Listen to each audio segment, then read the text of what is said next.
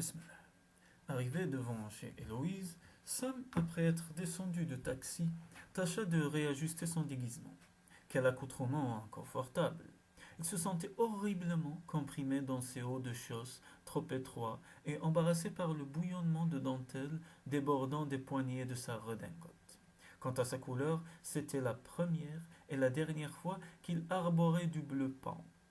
Il avait tout de même posé une limite. Pas de perruque ce soir. Il incarnait le prince charmant, pas le prince ridicule. L'avocat regarda sa montre à travers les fentes de son loup. 20h30. La fête devait battre son plein. Il allait faire une entrée fracassante, déclamer son texte tout à trac, réclamer son tribut et après cet exploit, endurer stoïquement de porter ce costume quelques heures de plus. Il récupéra son fardeau, qu'il avait posé sur les marches le temps de se rajuster. Ce maudit coussin devait être empoigné des deux mains et parfaitement d'aplomb. Sinon la pantoufle de verre, discrètement attachée dessus, se mettait à ballotter de façon fort peu romantique.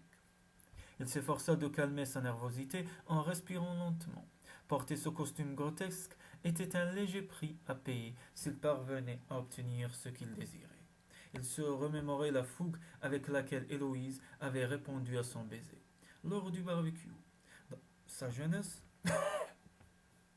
il avait travaillé comme procureur dans des affaires financières.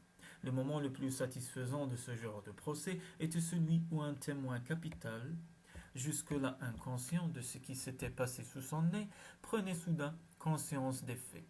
Sa crédibilité était alors 1000 fois supérieure à celle de tout autre témoin, et il était alors sûr que l'affaire était dans le sac.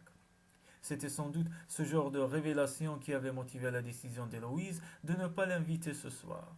L'élan passionné dont elle avait fait montre avait dû la bouleverser encore plus que lui.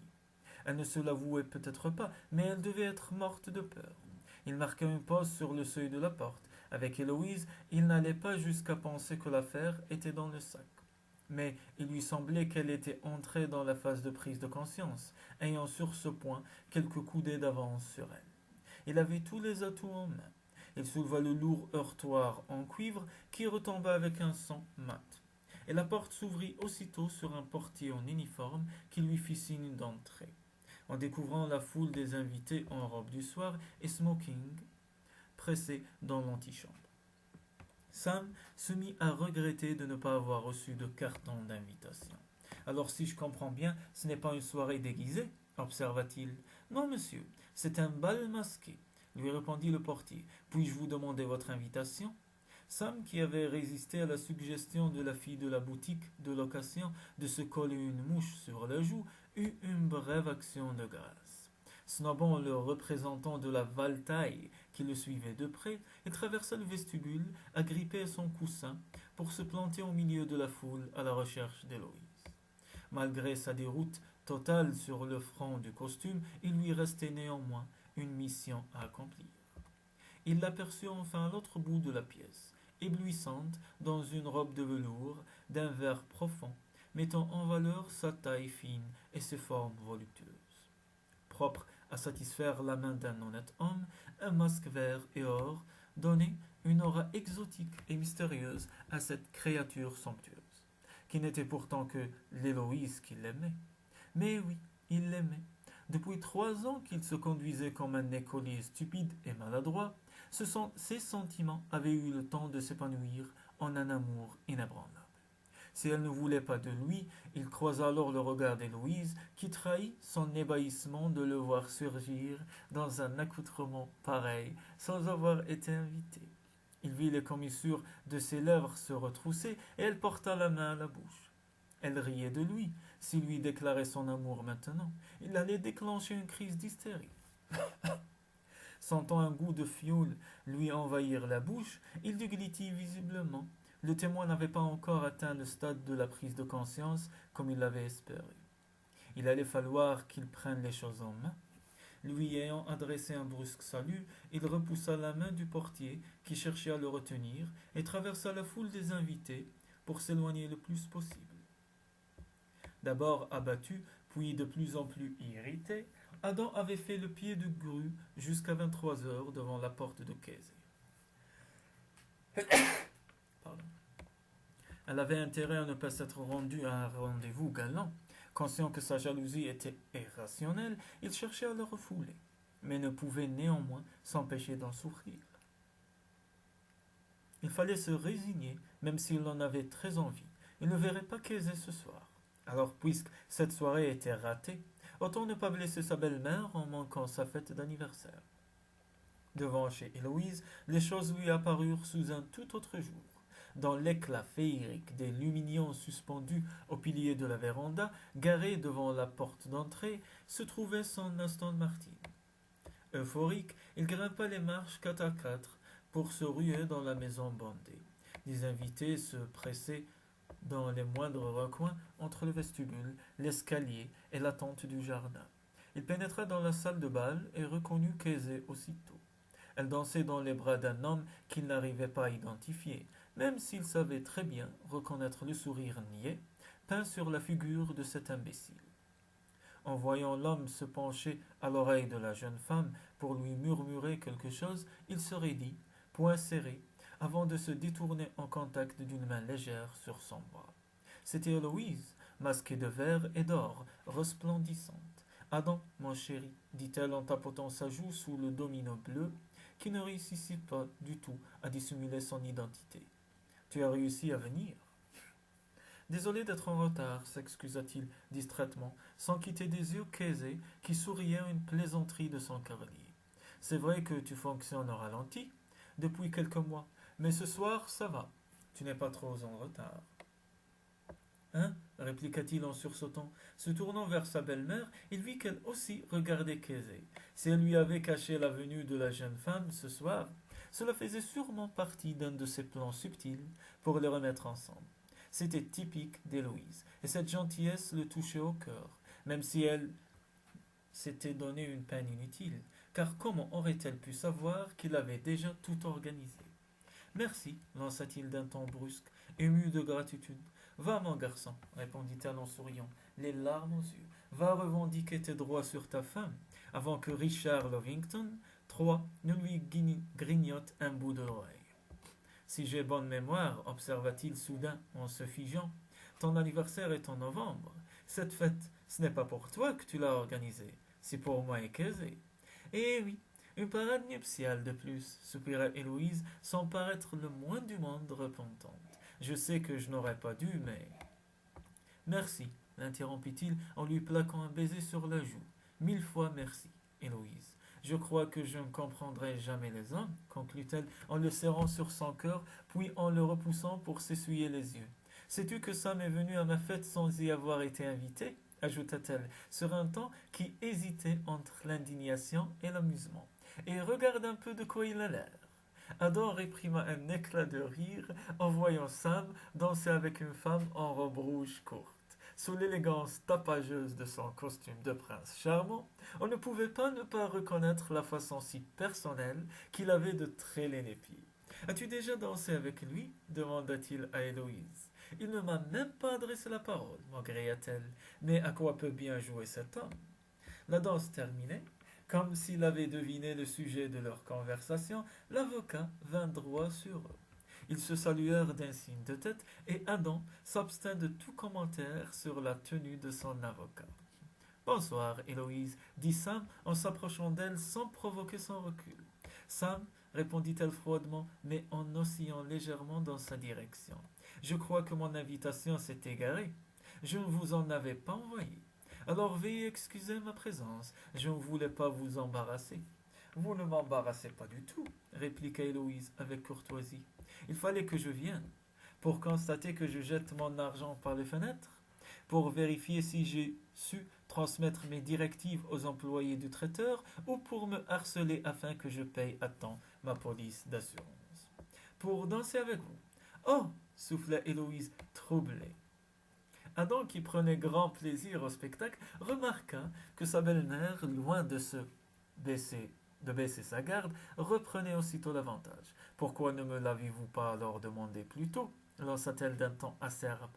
J'attendais que l'orchestre joue l'air que je lui ai réclamé, rétorqua Sam, qui, après une pause, reprit, tout frétillant, ça ne devrait pas tarder. Une fois de plus, il avait réussi à désarçonner Héloïse, et pour la première fois, l'idée vint à Adam que l'avocat pouvait avoir sur elle un effet positif. Alors que l'orchestre se mettait à jouer tout ce que tu es pour moi, Héloïse, retenant son souffle, jeta un regard hésitant à Adam. Il hocha la tête pour l'encourager. Elle se tourna alors vers Sam, qui ordonna, en lui tendant la main, dansez avec moi. Kézé ne savait plus avec combien d'hommes elle avait bavardé durant le dîner, sous la tente, et avec combien elle avait dansé ensuite dans la salle de bal.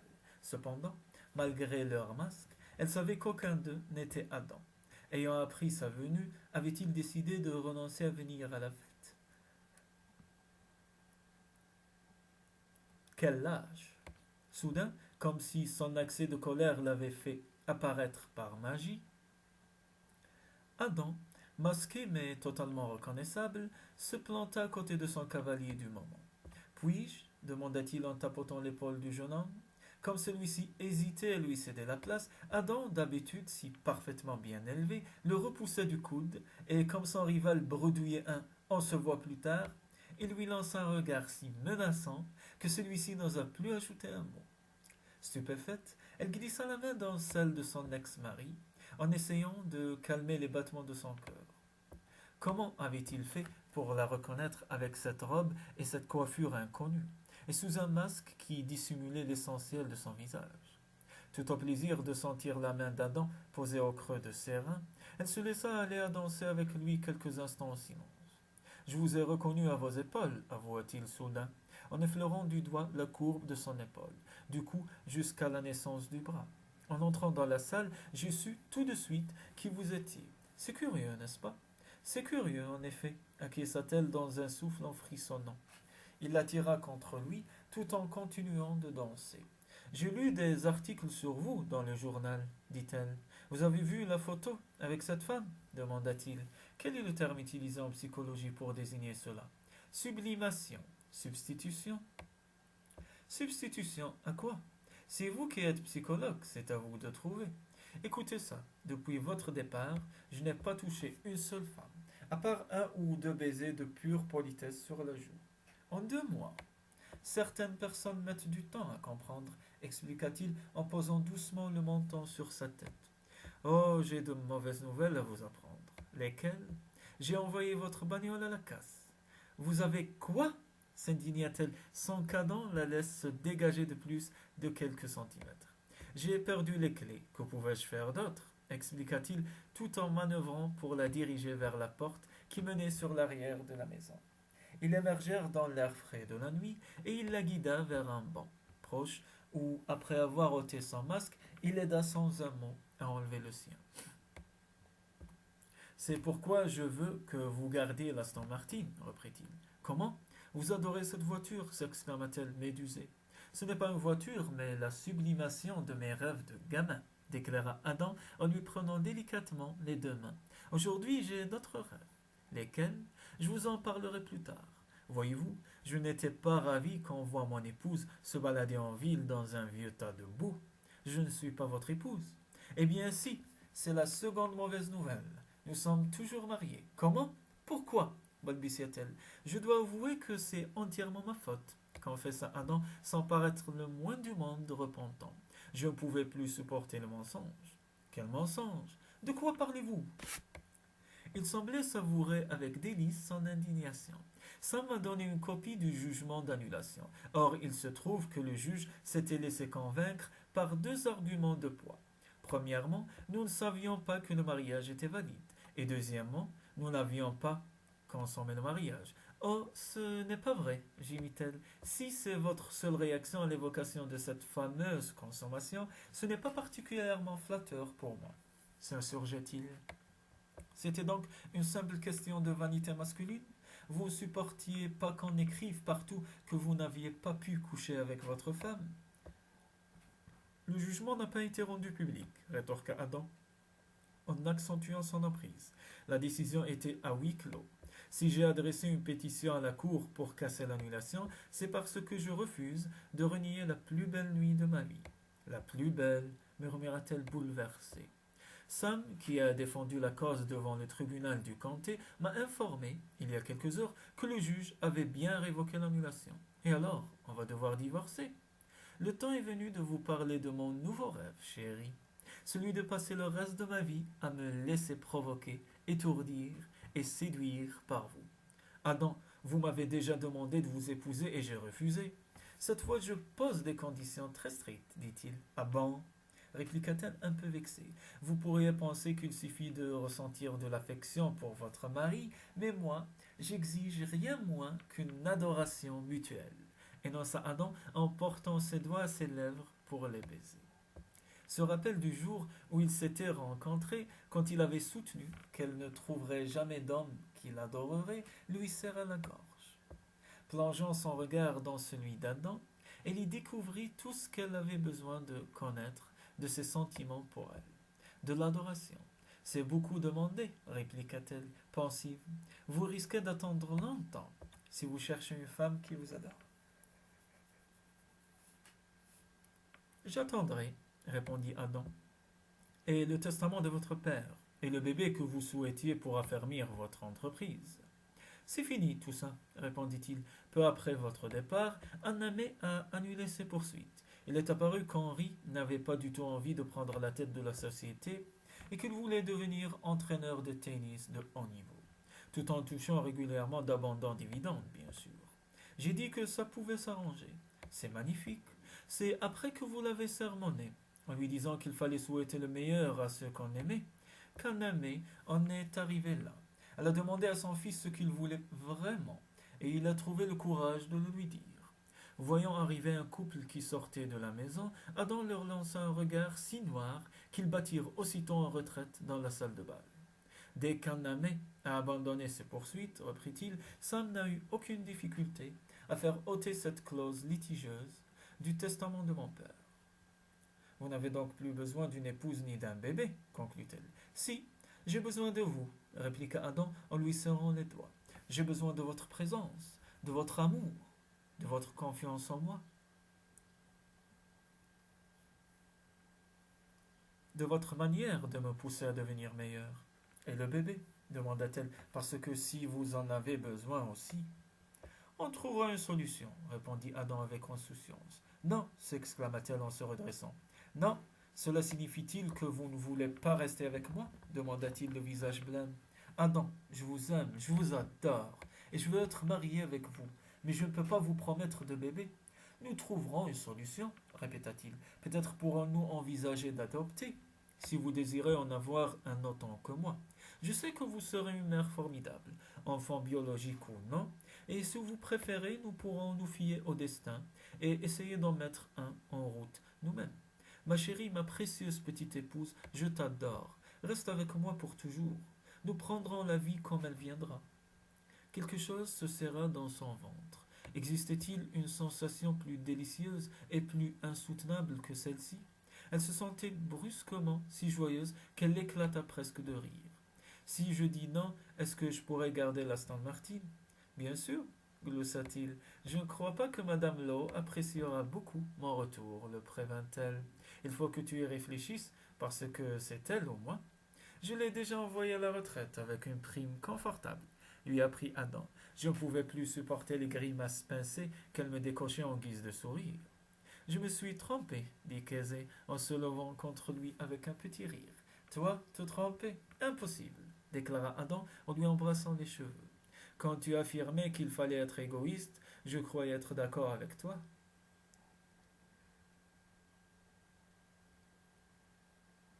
Je disais que je voulais un amour sans chaîne, sans contrainte, mais non. Je veux t'être attaché, Adam, et que tu me sois attaché. Dans l'amour vrai, on s'enchaîne de soi-même, dit-il, les yeux brillants d'émotion. Kesey sentit son cœur se gonfler d'allégresse. C'était trop beau pour être vrai. Elle avait trouvé l'âme sœur. À regret, elle s'efforça pourtant à revenir sur un obstacle qui lui paraissait infranchissable. Es-tu certain de ne jamais regretter que nous n'ayons pas d'enfant? Je ne t'en voudrais pas, tu sais. Je désirerais avoir un enfant, bien sûr, répondit-il après un silence. Mais Kesey, tu es la seule femme pour moi, bébé ou pas bébé. Elle lui planta un baiser sur le menton. Et pour... Ça suffit, ordonna-t-il. Tu peux faire autant d'objections que tu veux, je ne changerai pas d'avis. Je t'aime, tu es ma femme, et nous avons toute la vie pour nous disputer sur les détails. Alors maintenant, est-ce que tu rentres avec moi, oui ou non? Bien sûr que oui. Le baiser qui suivit fut interminable. Quand ils se séparèrent, Adam avait les yeux qui brillaient dangereusement. Es-tu sûr que nous sommes toujours mariés? L'interrogea Casey. Absolument. Alors je sais ce dont j'ai envie, lança-t-elle en lui tendant la main. Ils fondirent la foule avec une détermination opiniâtre, main dans la main,